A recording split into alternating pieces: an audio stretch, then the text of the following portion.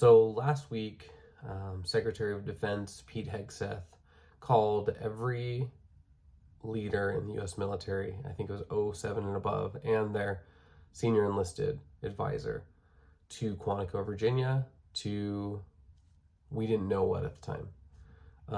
Number one, the first thing I have to say is that was something that's unprecedented because it's reckless and stupid to bring all of your senior military leaders into one room for what was essentially a political vanity project, an opportunity for Hegseth, and then later on, President Trump decided to join in to talk about kind of their personal feelings for the way the military is and has been over the last few decades, and air some personal grievances and talk politics to a room of apolitical professional leaders.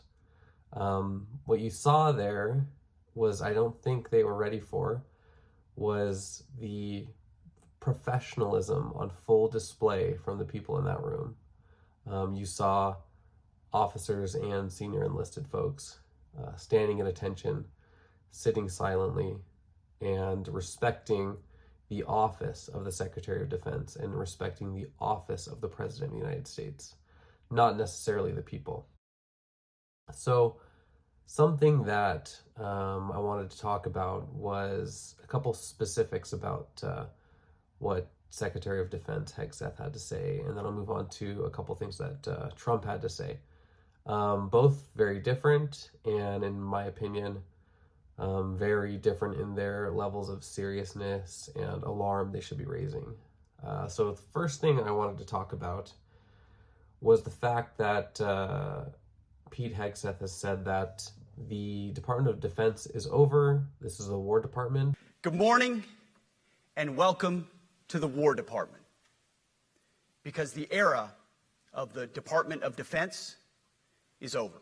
So just right off the bat, that's incorrect. In a constitutional, federal democracy that we have in the United States, at least the way that we have it, you cannot just change your title and change the name of your department. That is something that only Congress can do. So basically what we're seeing here is somebody that wants to sound cooler because they're childish.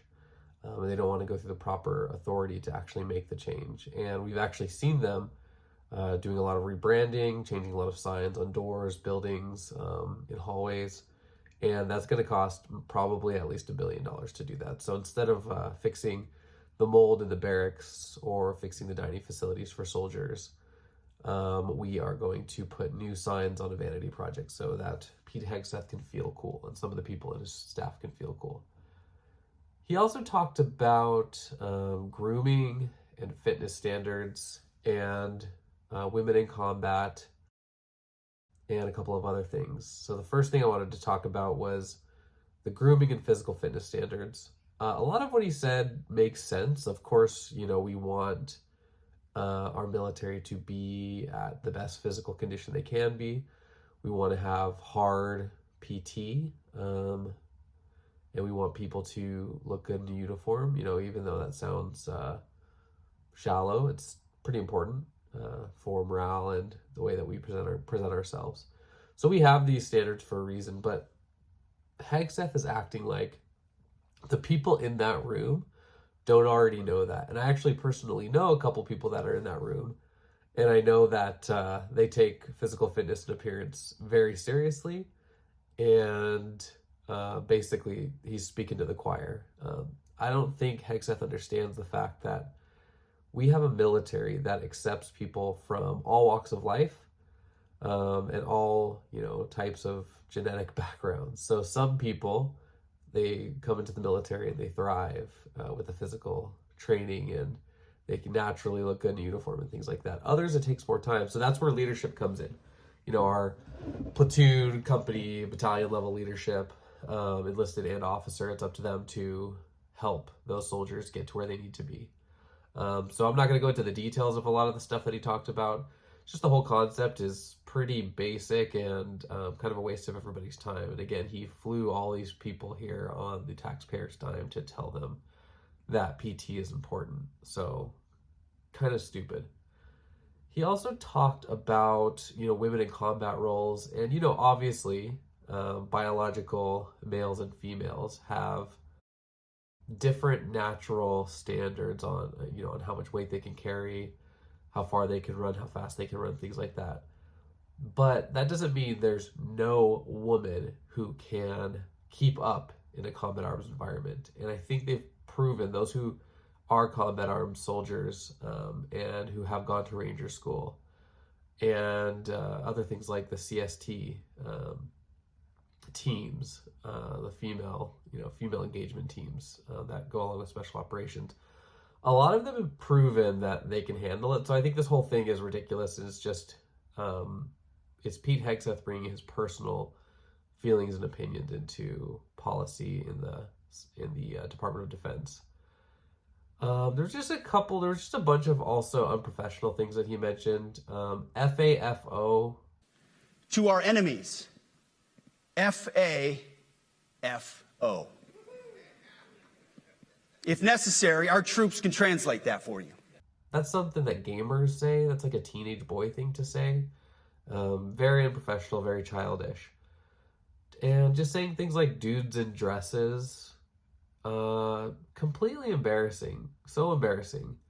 I also want to talk about how he called out specific individuals from the past as, reasons why the Department of Defense is the way it is in a negative way.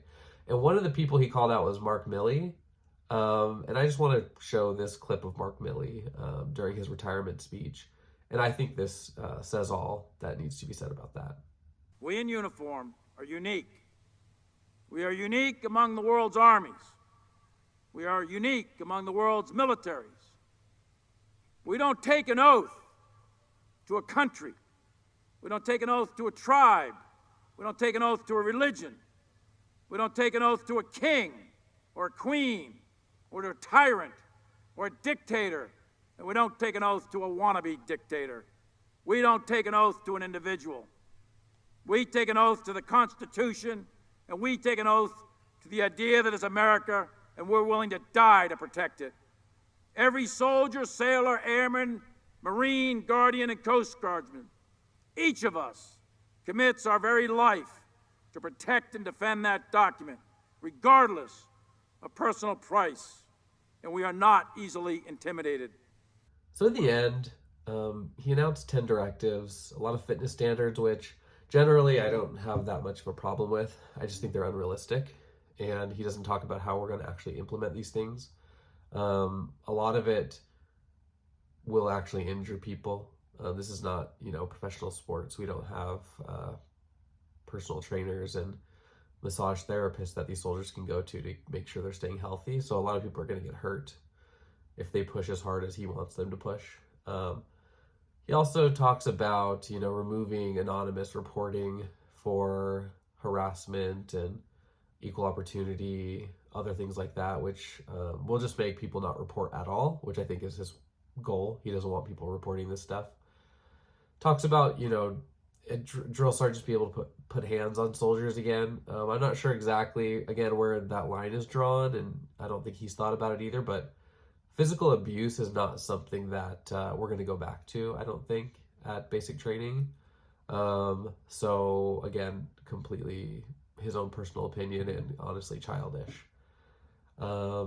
Yeah, and then also a couple things. Shaving. I think this is targeted at pretty specific individuals. I mean, there are a lot of militaries out there who don't require shaving standards like the U.S. does. I mean, Canada's one of them. Special operations, a lot of people, they don't shave for whatever reason that they have for their mission, and everyone's fine. So the shaving thing's a little ridiculous, and it's actually going against what the soldiers are desiring. It's going to go against raising morale. And it's specifically going to target two individual types of soldiers. Number one, there are black men who have skin that when you shave it every single day, it gets very irritated, and they have painful bumps and sores. And that's why they have shaving profiles. By getting rid of these shaving profiles, to be quite honest, he's asking these soldiers to either suffer through the pain or get out of the military. And that's going to see a lot fewer African American soldiers coming into the military. Not sure if that's what he's wanting. I'm not going to put words in his mouth, but that's what's going to happen. The second is the Sikh population. So they wear turbans and they grow their hair out and they grow their beards as part of their religion. And it's been a slow move towards allowing them to serve openly as Sikh soldiers and maintain their religious standards. With these new standards, they're going to not be able to serve anymore. So that's an entire population of Americans who want to serve who won't be able to. So overall, it's completely ridiculous to have flown all of these senior leaders to Quantico dangerously, stupidly, just to talk about fitness, shaving, no-fat generals, anti-DEI, and say a bunch of things like the woke department. We became the woke department. FAFO. And it ends like this. And you can see he's dying inside because these professional military folks don't buy his bullshit. Move out and draw fire, because we are the War Department. Godspeed. Room, attention. Okay, so now I want to talk about President Trump. So I think he talked for about 70 minutes, which must have been extremely painful for the people in that room. First thing he kind of says, I think it's within the first 20 seconds, he says, if you don't like what I'm saying, you can leave the room. There goes your rank. There goes your future. And if you don't like what I'm saying, you can leave the room. Of course, there goes your rank, there goes your future. And I mean, to be quite honest, he's joking. On the surface, he's joking. Obviously, if a general or an enlisted leader were to stand up and walk out on the president, that would be an issue for their career. But I think it's a veiled threat, basically. Like, if you don't like what we're saying here today, you're not part of the team and you should probably just get out. But there's a couple specific things I wanted to talk about. I mean, there's so much stupid stuff that he said. It was completely incoherent at times, embarrassing. He seems to be suffering from mental deterioration. But I wanted to talk about a couple things. So While America is under invasion from within, we're under invasion from within. No different than a foreign enemy, but more difficult in many ways because they don't wear uniforms. At least when they're wearing a uniform, you can take them out. These people don't have uniforms. But we are under invasion from within. We're stopping it very quickly. He's telling generals and senior enlisted leaders and admirals that we have an enemy from within who don't have uniforms, but he wants to take them out. He doesn't say who that enemy from within is, but it's been very clear from his public statements that it's basically Democrats, anyone on the left, and honestly anyone on the right who doesn't subscribe to the MAGA agenda. So that's pretty dangerous. And if I was one of those generals, admirals, or senior enlisted leaders, I would be pretty concerned about that. He also talks about domestic use of the military. So he wants to use, and he says it, cities and states led by radical left Democrats as training grounds for the military. But it seems that the ones that are run by the radical left Democrats, what they've done to San Francisco, Chicago, New York, Los Angeles, they're very unsafe places. And we're going to straighten them out one by one. And this is going to be a major part for some of the people in this room. That's a war, too. It's a war from within. And I told Pete, we should use some of these dangerous cities as training grounds for our military, National Guard, but military. Because we're going into Chicago very soon. That's a big city.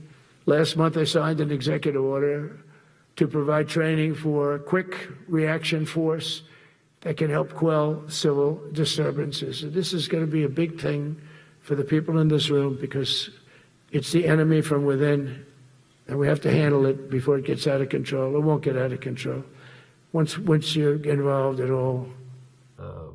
That's insane. If any other president had ever said that, there would be an uproar. In fact, I'm going to have another video. Eventually, I will probably link it right here. Not right now, but I will add it later. it's about something called Jade Helm, where right-wing folks freaked out because they thought Obama was planning on invading right-leaning states and cities. So now that it's happening to, left-leaning or, cities and states led by Democrats, seems to be fine with everybody. So that's not great. This whole thing, though, is just very authoritarian in tone. It blurred the lines between loyalty to him and his agenda and his what I'm going to call regime, and loyalty to the Constitution. He suggested in this that dissent from the administration's agenda is a betrayal of America. He even says, "My word is final," basically. But yeah, it was just bizarre and unprofessional and hyper-partisan. And from anyone watching outside of the United States, it was a little bone-chilling, right? We're watching what most people know to be authoritarian and fascist talking points coming from the President of the United States to every leader 07 and above and their senior enlisted counterparts. So yeah, it's a little nerve-wracking. But I want to make a final closing point. It's not just about Pete Hegseth and Donald Trump who were in that room. There were a lot of individuals in that room who sat there professionally, silently, and watched as two folks who currently sit in the office of Secretary of Defense and President of the United States embarrass themselves.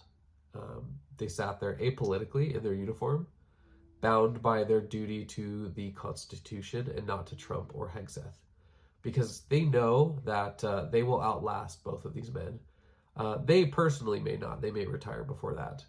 But the people in their position who follow up, they have trained, mentored, and they have trust that their oath to the Constitution is enduring.